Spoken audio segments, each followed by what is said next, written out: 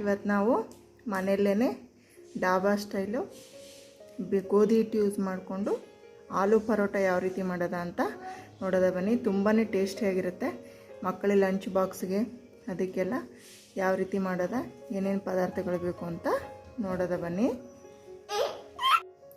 ಆಲೂ ಪರೋಟ ಯಾವ ರೀತಿ ಮಾಡ್ಕೊಳ್ಳೋದು ಸಿಂಪಲ್ಲಾಗಿ ಅಂತ ನೋಡೋದ ಬನ್ನಿ. ಏನೇನು ಸಾಮಗ್ರಿ ಬೇಕು ಅಂತ ಈಗ ನೋಡೋದ. ಇಲ್ಲಿ ನೋಡಿ, ಇಲ್ಲಿ ಮೀಡಿಯಮ್ ಗಾತ್ರದ ಒಂದೆರಡು ದಪ್ಪ ಆಲೂಗಡ್ಡೆ ತೊಗೊಂಡು ನಾನು ಕಟ್ ಮಾಡಿಬಿಟ್ಟು ಬೇಯಕ್ಕೆ ಹಾಕ್ತಿದ್ದೀನಿ, ಕುಕ್ಕರ್ಗೆ ಹಾಕ್ತಿದ್ದೀನಿ ಬೇಗ ಬೇಯಲಿ ಅಂತ. ಈಗ ಬನ್ನಿ, ಇದನ್ನು ಕುಕ್ಕರ್ಗೆ ಒಂದೆರಡು ವಿಷಲು ಕೂಗಿಸ್ಕೊಳ್ಳೋದ.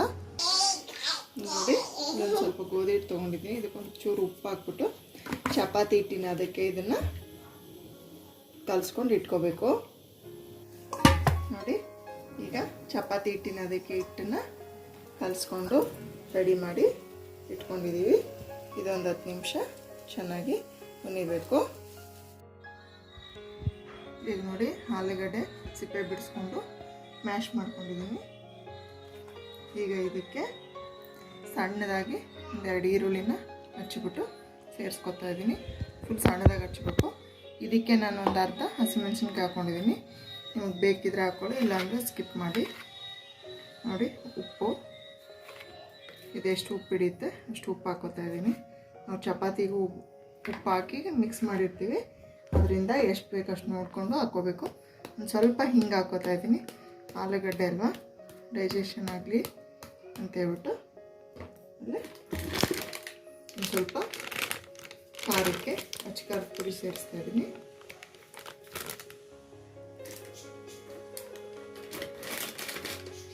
ಒಂದು ಸ್ವಲ್ಪ ಗರಂ ಮಸಾಲೆ ಸೇರಿಸ್ತಾ ಇದ್ದೀನಿ.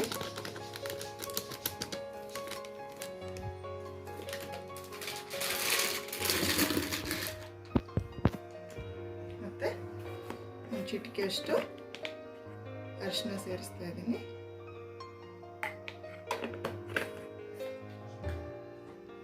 ಮತ್ತು ಸಣ್ಣದಾಗಿ ಹಚ್ಚಿರೋ ಅಂಥ ಕೊತ್ತಂಬರಿ ಸೊಪ್ಪನ್ನು ಕೂಡ ಇದಕ್ಕೆ ಸೇರಿಸ್ಕೊತಾ ಇದ್ದೀನಿ.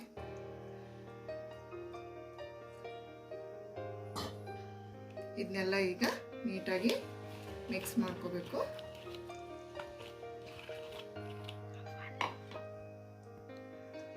ಚೆನ್ನಾಗಿ ಇದನ್ನ ಈ ರೀತಿ ಚೆನ್ನಾಗಿ ಕೈ ಸಹಾಯದಿಂದನೇ ಮಿಕ್ಸ್ ಮಾಡಬೇಕು. ಇದನ್ನ ನೀಟಾಗಿ ಚೆನ್ನಾಗಿ ಯಾವುದೇ ರೀತಿ ಗಂಟಿರದೇ ರೀತಿ ಎಲ್ಲನೂ ನೀಟಾಗಿ ಮಿಕ್ಸ್ ಮಾಡ್ಕೋಬೇಕಾಗುತ್ತೆ.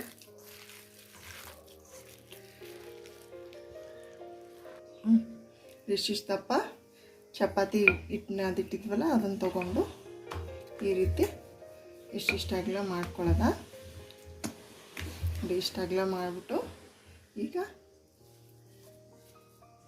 ನಾವು ಸ್ಟಫಿಂಗ್ ರೆಡಿ ಮಾಡಿದ್ವಲ್ಲ ಅದನ್ನು ಇಷ್ಟಿಷ್ಟು ದಪ್ಪ ಉಂಡೆ ತೊಗೊಂಡು ಇದರೊಳಗೆ ಈ ರೀತಿ ಇಟ್ಬಿಟ್ಟು ಈ ರೀತಿ ಫೋಲ್ಡ್ ಮಾಡೋದ.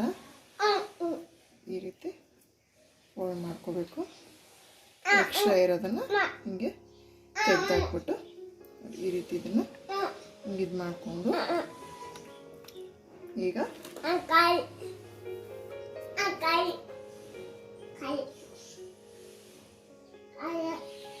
ಈ ರೀತಿ ನೀಟಾಗಿ ಒಂದು ಸ್ವಲ್ಪ ಹಿಟ್ಟು ಹಾಕ್ಕೊಂಡು ನಿಧಾನಕ್ಕೆ ಇದನ್ನು ಲಟ್ಟಿಸ್ಕೋಬೇಕಾಗತ್ತೆ.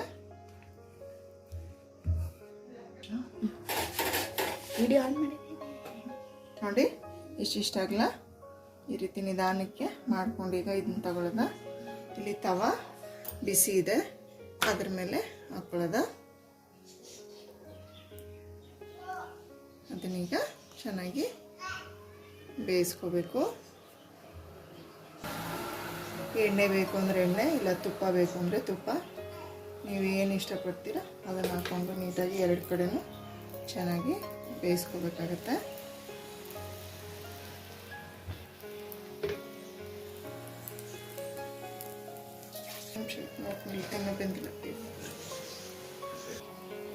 ಈಗ ನೋಡಿ, ಈಗ ಒಂದು ಕಡೆ ಬಂದಿದೆ, ಇನ್ನೊಂದು ಕಡೆ ಈ ರೀತಿ ತಿರುವಾಕ್ಬಿಟ್ಟು ಮತ್ತೆ ಈ ಕಡೆ ಮೇಲ್ಗಡೆ ಒಂದು ಸ್ವಲ್ಪ ನಾನು ಎಣ್ಣೆ ಹಾಕೋತಿದ್ದೀನಿ. ನಿಮ್ಗೆ ಬೇಕಿದ್ರೆ ತುಪ್ಪ ಹಾಕೊಂಡು ನೀಟಾಗಿ ಬೇಯಿಸ್ಕೊಳ್ಳಿ.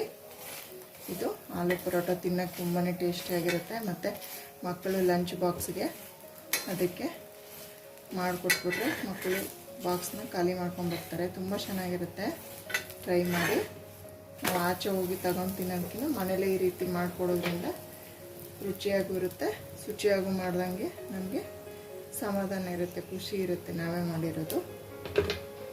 ಈ ರೀತಿ ನೀಟಾಗಿ ಎರಡು ಕಡೆನೂ ಎಣ್ಣೆ ಅಥವಾ ತುಪ್ಪ ಹಾಕ್ಕೊಂಡು ಈ ರೀತಿ ನೀಟಾಗಿ ಬೇಯಿಸ್ಕೋಬೇಕು.